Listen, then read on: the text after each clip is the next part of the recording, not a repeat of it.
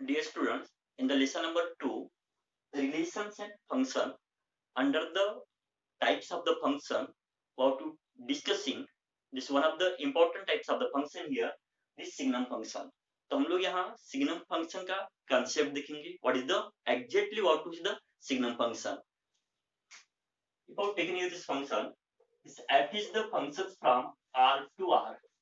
आप बोलोगे सर ये आपने R to R क्या लिखा है? Here this R represent the domain of the function.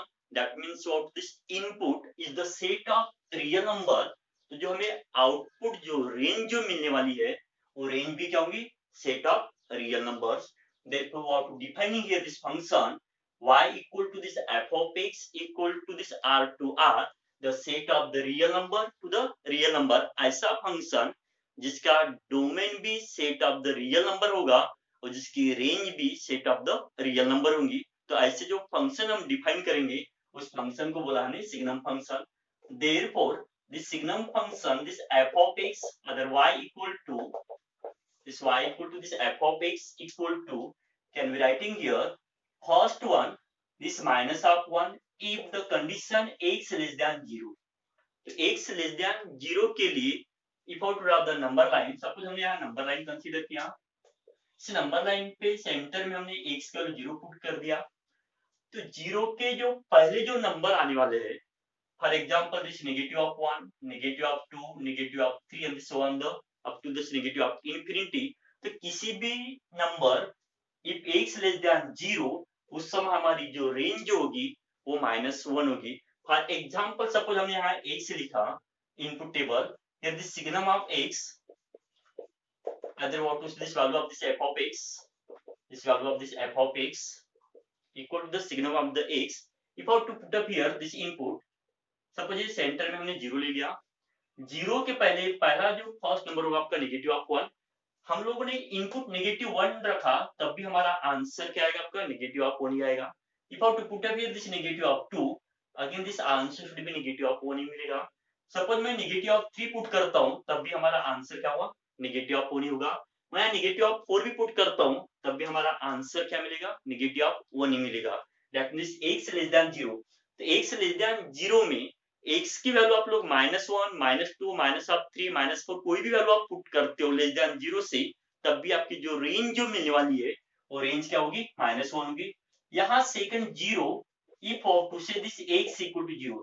जब x की वैल्यू 0 है तब जो रेंज जो होगी वो क्या रहेगी? आपकी 0 रहेगी. तो यहाँ 0 में हमको 0 मिल जाएगा.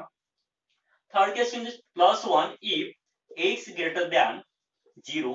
तो x ग्रेटर देन 0 में इस नंबर लाइन पे आप 0 के राइट में जैसे आप मूव करते हो, फॉर एग्जांपल हियर दिस 1 2 3, तो यहाँ हमने इनपुट 1 पुट किया तब भी हमारी जो रेंज आउटपुट 1 मिलेगा. हम लोगों ने यहाँ 2 पुट किया तब भी आंसर हमें 1 ही मिलेगा. यहाँ हम लोगों ने 3 पुट किया तब भी आंसर हमें क्या मिलेगा? 1 ही मिलेगा. मैं 4 भी पुट करता हूँ तब भी आंसर क्या मिलेगा? हमें 1 ही मिलेगा. तो ऐसे जो फंक्शन है उसी को नाम दिया हुआ है signum function. So therefore to say here the signum function, therefore the domain of the given function f equal to set of any real number. तो डोमेन कुछ भी हो सकता है, set of real number. But if how to find out this range, तो range of the function f equal to this -1 0 और 1. तो हमेशा जो सिग्नम फंक्शन में हमें जो आंसर जो मिलने वाला है वो आंसर हमेशा -1 0 और 1 के बीच में होगा. Another way that function can be written is the signum here. Signum of the x equal to this f of x, that equal to of writing in another way. This one the first condition again. This mod of x dividing by x if x less than 0. Here the 0 if x equal to 0. And third one, this mod of x dividing by x if x greater than 0. तो हम लोगों ने modulus function का concept पढ़ा था. तो modulus function में for example mod of x equal to और टू से this positive of x if x greater than 0 पढ़ा था हम लोगों ने. And mod of x equal to minus of x if x less than 0 पढ़ा था हम लोगों ने. जब हम लोगों ने कंसेप्ट पढ़ा था किसका? मॉडुलस फंक्शन का. तो मॉडुलस फंक्शन के अंदर हम लोगों ने mod x का आंसर ओनली x लिखा था इफ x ग्रेटर देन 0 के लिए, और मॉड x का आंसर हमने क्या लिखा था -x if x less than 0 के लिए। तो फॉर एग्जांपल ये मॉड ऑफ x है, तो x लेस देन 0 है हमारे पास, तो x लेस देन 0 में यहाँ वैल्यू क्या मिलेगी आपका, मॉड ऑफ x का आंसर हमें -x मिलेगा। ये -x और ये डिवाइडिंग बाय x है, दोनों का हमें कैंसिल आउट कर दे तो आंसर क्या होगा -1 होगा, that equal to what is this -1, तो -1। तो यहाँ लिखा हम लोगों ने x लेस देन 0 के लिए हमारा जो आंसर जो होगा रेंज होगी वो -1 होगी। सिमिलरली 0 के लिए तो 0 ही रहेगा। थर्ड में देखो mod of x dividing by x, तो मॉड इफ कंडीशन होगी x ग्रेटर देन 0, तो मॉड फंक्शन हम ये डिफाइन किया था, मॉड ऑफ x की वैल्यू क्या होती है x if x greater than 0, तो x ग्रेटर देन 0 में वैल्यू क्या हमारे पास x है, तो ये x डिवाइडिंग बाय x हो जाएगा, और x डिवाइडिंग बाय x का आंसर हम क्या लिखेंगे 1। यहाँ भी आंसर 1 आ गया, इफ x ग्रेटर देन 0, 0 के लिए 0 रहेगा, और यहाँ x लेस देन 0 के लिए हमारा आंसर क्या मिल गया -1। Therefore the range of the what is the signum function is always -1, 0 और 1। इसका ग्राफ चेक कर लेते हम लोग, सिग्नम फंक्शन एग्जैक्टली क्या होना चाहिए। What is the graph of the signum function in the coordinate plane? X-axis, y-axis, this what is this y dash, x dash, and this one origin. Here the 0, this one intersecting point.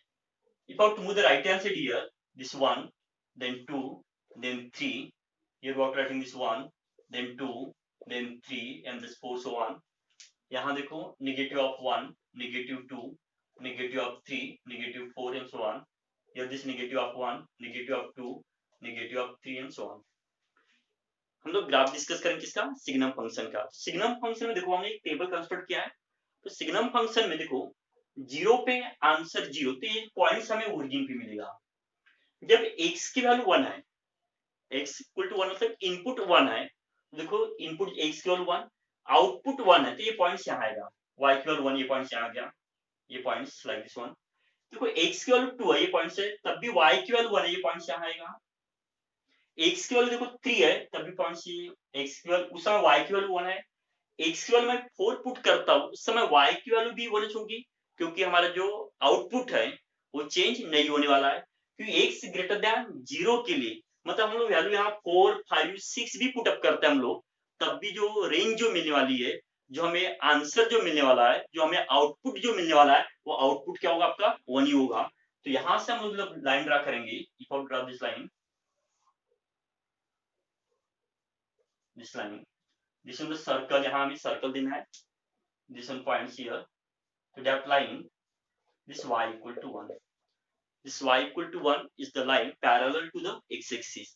तो इस y equal to 1, तो देखो input 1 2 3 4 होगा, but हमारा output जो होगा वो fix क्या होगा आपका 1 होगा।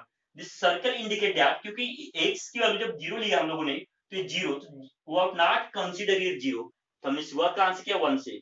जब आपके पास x की वैल्यू 1 थी, y की वैल्यू 1 रहेगी, x की वैल्यू 2 रहेगी, y की वैल्यू 2 रहेगी, x की वैल्यू 3 रहेगी, y की वैल्यू 3 रहेगी। Same the left hand side, तो x से नेगेटिव ऑफ 1 है, ये y हमारे पास नेगेटिव ऑफ 1 पॉइंट यहाँ मिल जाएगा हमें। x की वैल्यू देखो नेगेटिव ऑफ 2 है, y की वैल्यू समय भी हमारे पास नेगेटिव ऑफ 1 है, ये पॉइंट यहाँ मिल जाएगा। x की वैल्यू देखो नेगेटिव ऑफ 3 है, ये पॉइंट सीधे मिल जाएगा। बाद में x की वैल्यू मैं नेगेटिव ऑफ 4 भी लेता हूँ, तब भी हमें y की वैल्यू क्या मिलेगी, नेगेटिव ऑफ 1 मिलेगी। That means if I draw the line, यहाँ से एक लाइन ड्रा करते हैं, two steps line, this circle indicate that, तो हमें इस सर्कल को कंसीडर नहीं करना, मतलब ये पॉइंट्स हमें कंसीडर नहीं करना है 0, बिकॉज ये सर्कल इंडिकेट 0, क्योंकि x की वैल्यू 0 है, उस समय 0 है, तो सर्कल इंडिकेट करेगी 0 वैल्यू है। तो यहाँ हमें जो इक्वेशन मिलेगा y इक्वल टू क्या मिलेगा हमें -1। तो such types of graph of the signum function. So in the signum function, we have to consider domain is the any set of the real number, but we have to take on the range as the output always we have to say this -1, 0 and 1.